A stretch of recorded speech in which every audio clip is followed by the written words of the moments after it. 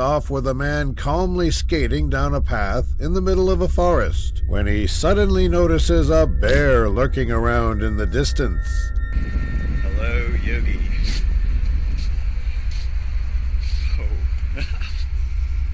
Hey, mate. For some reason, the man decides to start slowly walking towards the predator to get a closer look. What happens next is truly horrifying. Oh. Holy.